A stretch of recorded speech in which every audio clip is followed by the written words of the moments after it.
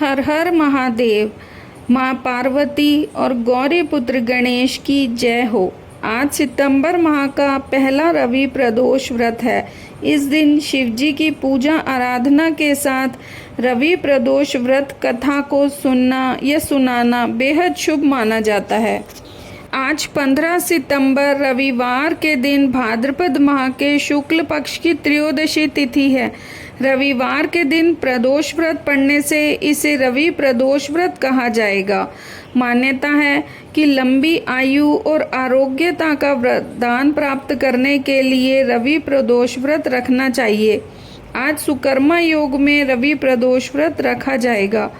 प्रदोष व्रत के दिन सायंकाल में शिवजी की पूजा आराधना का बड़ा महत्व है। सितंबर माह में 2 रवि प्रदोष रखे जाएंगे।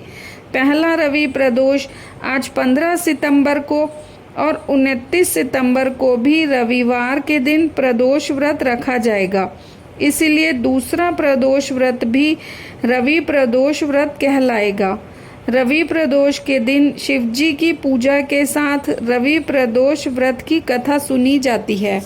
रवि प्रदोष व्रत कथा। एक बार ऋषि समाज द्वारा सर्व प्राणियों के हित में परम पावन भागीरथी के तट पर विशाल गोष्ठी का आयोजन किया गया। इस सभा में व्यास जी के परम शिष्य पुराण वेत्ता सूत जी महाराज हरि कीर्तन करते हुए पधारे। सूत जी को आते देख शौनकादि के 88,000 ऋषि मुनियों ने खड़े होकर उन्हें दंडवत प्रणाम किया। महाज्ञानी सूत जी ने भक्ति भाव से ऋषियों को हृदय से लगाया और उन्हें आशीर्वाद दिया।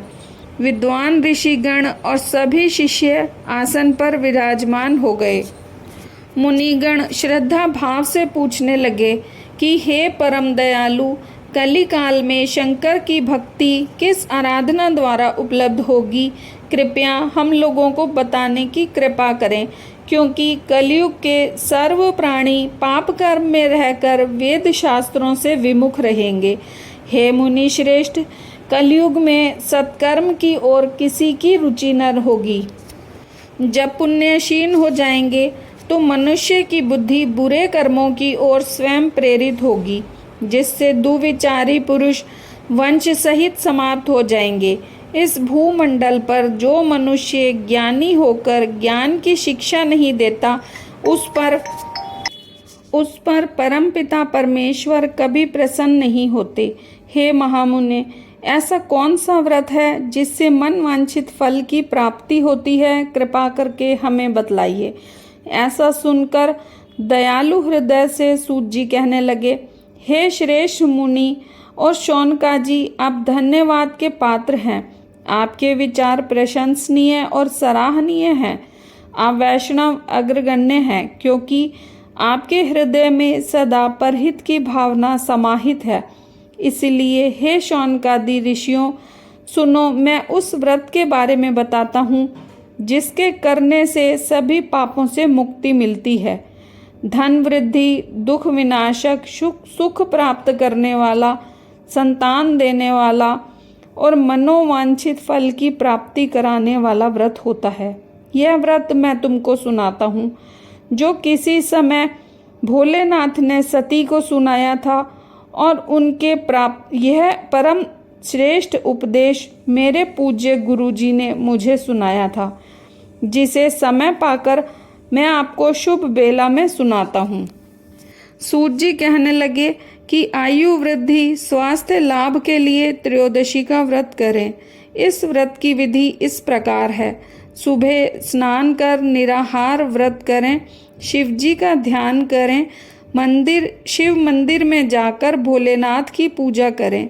पूजा के बाद अर्धपुंड का त्रिपुंड तिलक धारण करें। शिवलिंग पर बेलपत्र चढ़ाएं, धूप दीप और अक्षत से पूजा करें। शिवजी को ऋतुफल अर्पित करें। ओम नमः शिवाय मंत्र की रुद्राक्ष की माला से जाप करें।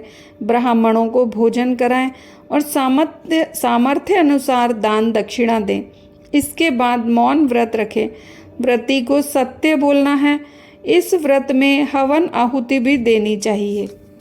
शौनकादि ऋषि बोले, हे पूज्यवर, आपने यह बताया कि यह परम व्रत गोपनीय, मंगलप्रद और कष्ट निवारक है।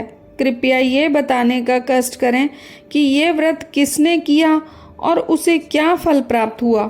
श्री सूत जी बोले, आप शिव के परम भक्त हैं। आपकी भक्ति देखकर मैं व्रती पुरुषों की कथा कहता हूँ। एक गांव में अति दीन ब्राह्मण निवास करता था। उसकी पत्नी प्रदोष व्रत किया करती थी और उसका एक पुत्र था।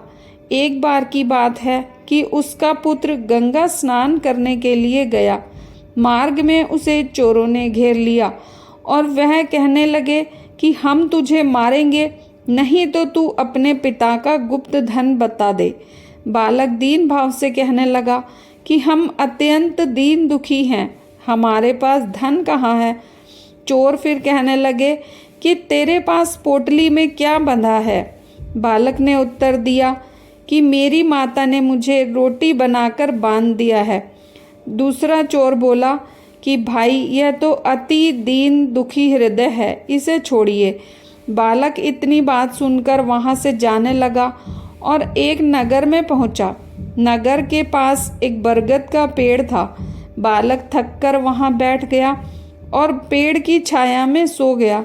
उस नगर के सिपाही चोरों को खोज रहे थे और वे बालक के पास आ गए। सिपाही बालक को चोर समझकर राजा के पास ले गए और राजा ने उसे कारावास की आज्ञा दे दी। उधर बालक की माँ शंकर जी का प्रदोष व्रत कर रही थी। उसी रात राजा को स्वप्न आया कि यह बालक चोर नहीं है, सुबह होते ही उसे छोड़ दो, नहीं तो आपका राज्य वैभव जल्दी ही नष्ट हो जाएगा। रात समाप्त होने पर राजा ने उस बालक से पूरी कहानी पूछी और बालक ने सारी कहानी बताई।